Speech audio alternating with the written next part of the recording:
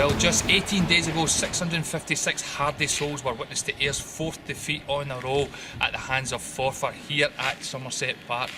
But two outstanding performances later have seen Ayr move to within 3 points of third place Stranraer, scoring 10 goals in the process without reply and handing out two 5-0 defeats to both Stranraer and East Fife.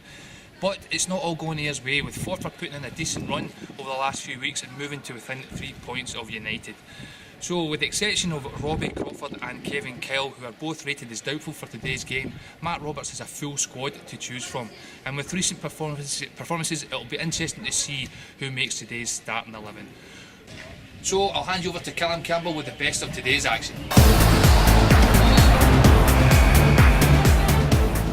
Gilmore knocks the ball forward. Moffat gets onto it there.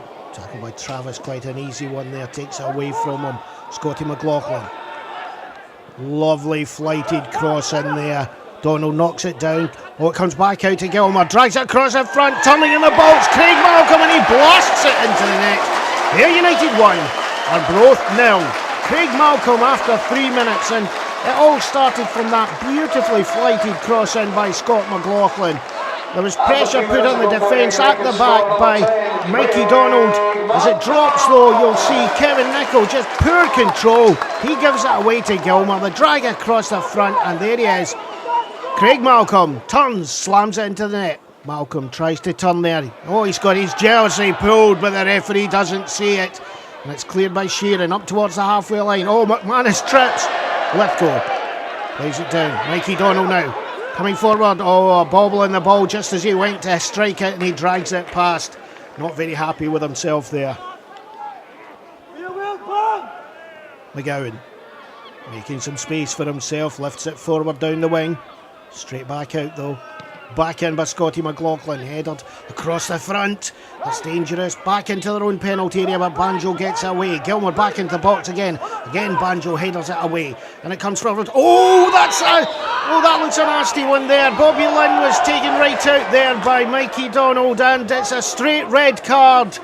I think we'll have to look at that again, but I think he came off the ground there with both feet and didn't give the referee much of a choice. There he goes straight in. I don't think that's an intentionally bad tackle, but it's still a sending off. Referee didn't have much choice. So 21 minutes gone here, United down to 10 men. Ball into the box there.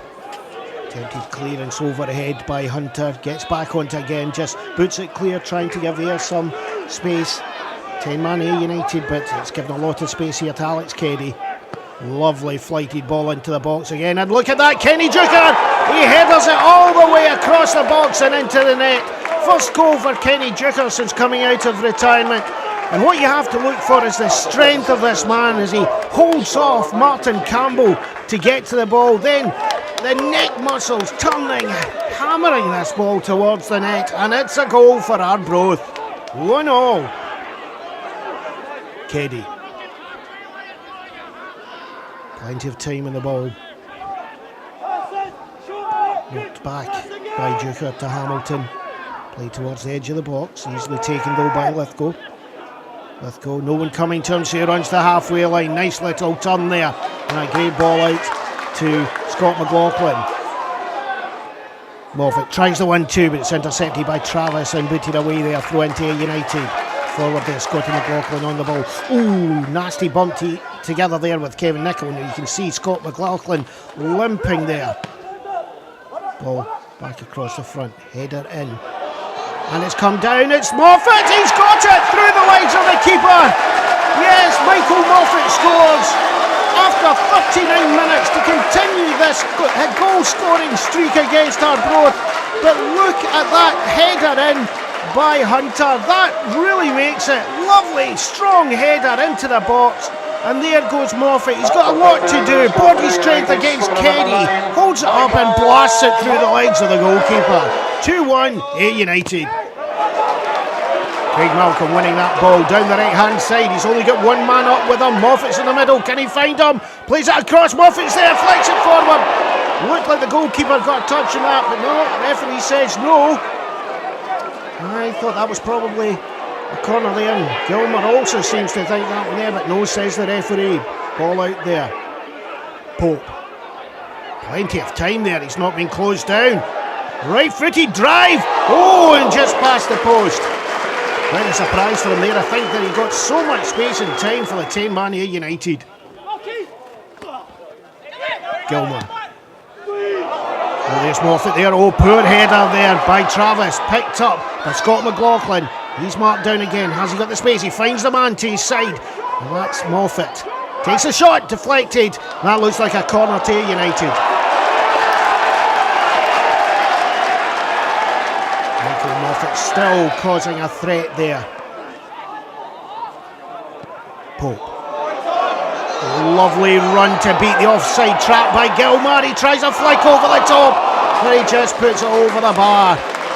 Lovely cheeky little chip there by Gilmour. Nice flick on. Great play there. Malcolm, lovely weighted ball. Shot! Oh, good save by the keeper from Alan Forrest, who's just come on the park. They're both putting pressure on in these final minutes. Cook down the outside, great sliding tackle by Mikey McGowan, gets that, and cover by Hunter puts out for a corner. This time it's knocked away. Another one coming in. Header forward. Oh, Lithgow knocks into the middle. It's a chance here, but Martin Campbell gets there and blocks the shot. Long throw in this time.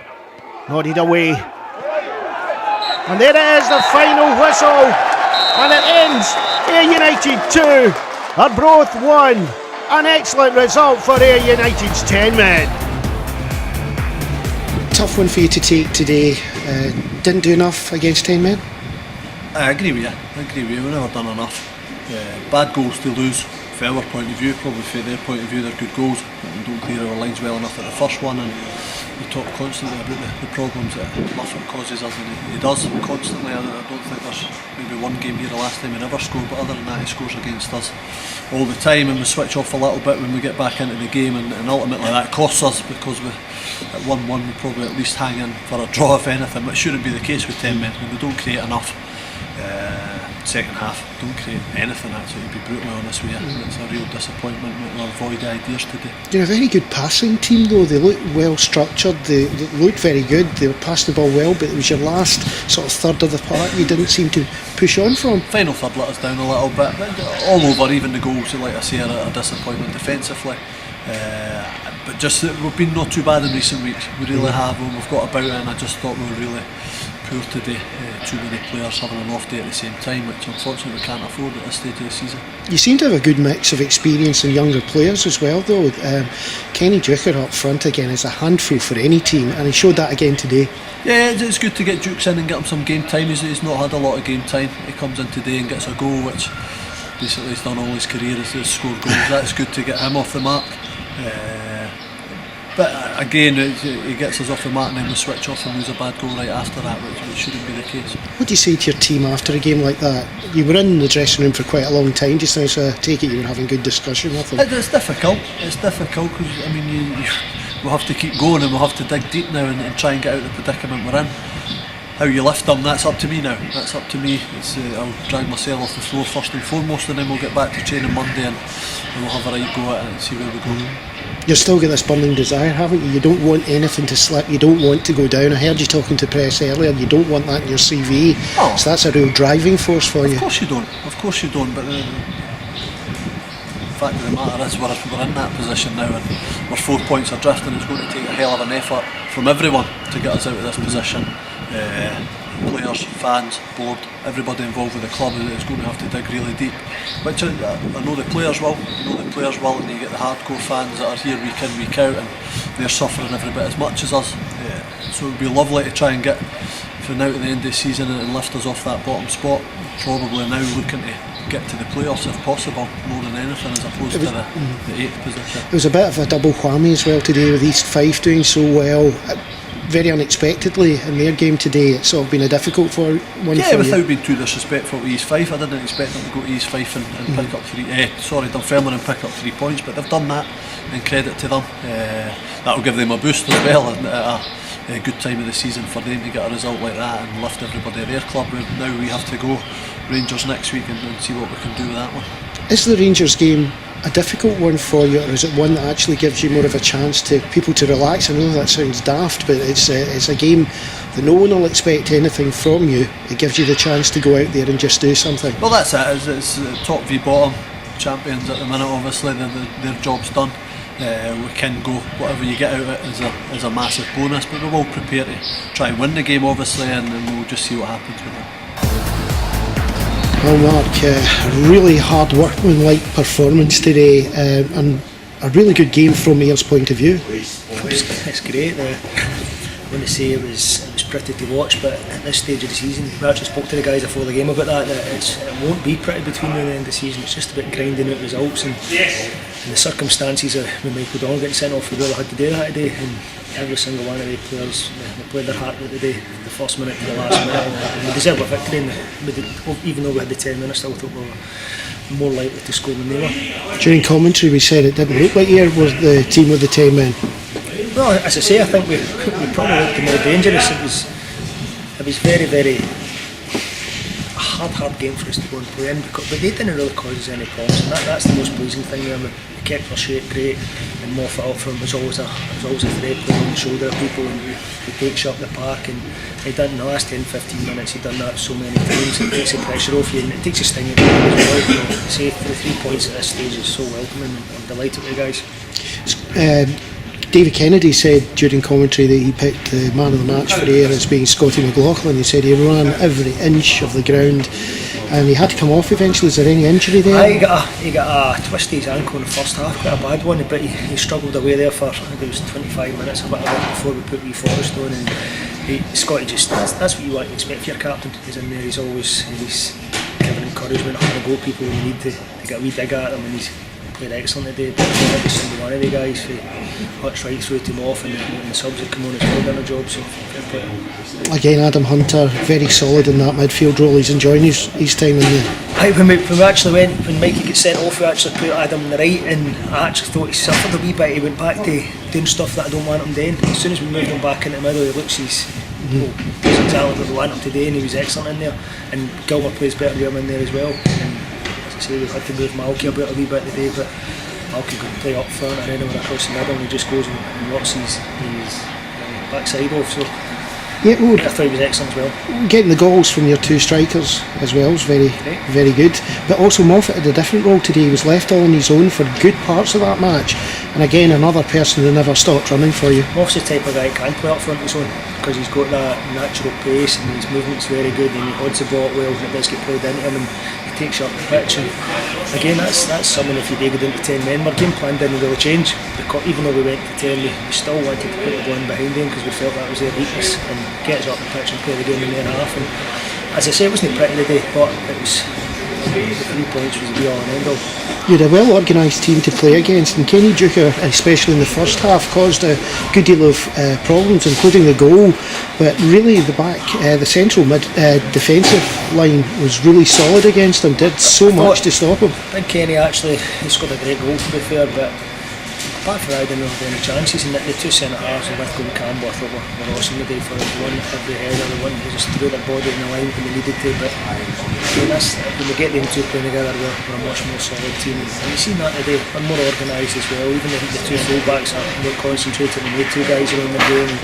The midfield four were excellent. I say Moffat up front just worked his socks off. So I can't be any happy with the guys. 2 weeks ago, we couldn't see where a win was coming from. It just takes that one result and that wee bit of confidence, and the guys are building and building and building. It's a great time to go on a run. You showed a great deal of confidence in Mikey McGowan as well. He retained his place at right back. He had options this week, but he has 2 games in a row, 3 games really. He has shown his real skill. I thought Mikey was actually the best player last week, and there was no way I was going to take him out of the team. And I've said to the boys, if they get in there and they do well, we'll keep their jersey. And Mikey came in again. I thought he was really good. He was dogged, he won his tackles. He actually was also a threat for us going forward, and he's passing into certain areas for Moffat to run into was very good too. So yeah, and I can't fault anybody. I thought they were all brilliant. Good result for the club. 2 points closer to Stranraer after that late equaliser. Can't be bad. Great. And by the way, you're looking at Stranraer, and we've gained ground obviously in fourth and Stenhousemuir, but see, we just need to keep doing that. of our own jobs. If we do that, we'll be fine. We're still in that playoff spot. We've been there all season, and that was always a plan at the start of the season. But 6 games to go, 6 cup finals, all cliche there. But I say if you can go and beat the teams round about us in the next few weeks, like Brecon, Steny, we've got Forfar still to play as well. We'll be fine. Great for the fans though. Great. Now the guys, you can see that in a wee bit of adversity today, the fans really got behind us, and a couple of decisions going away got the crowd up, which got the players up. It helped, it absolutely helped today, and you can see we need them just as much as we need to put in a good performance for them. So. Great sight today was seeing that whole group behind the nets after the game, just standing there chanting away because of what they appreciated. As you said, not a great game, but what they did was absolutely spectacular. I've said all along, we need to give the fans something to cheer about and shout about and to get behind us, and when it's like that, everything's going great. We're all going to aim in the one direction, try to get up a division, and if we have the fans behind us and the guys play like that, I think it's a right good chance of happening. As I say, still a lot of work to be done before we can start thinking about playoffs. So 2-1 Ayr, but this game had us on the edge of our seats for the full 90 minutes, and his 10-man Ayr showed great determination and commitment to hang on to this result. And with other results favouring Ayr, we look forward to the visit of Stennismuir next week here at Somerset Park. So from all of us here at Ayr United Media, have a great weekend, and we'll see you all next week.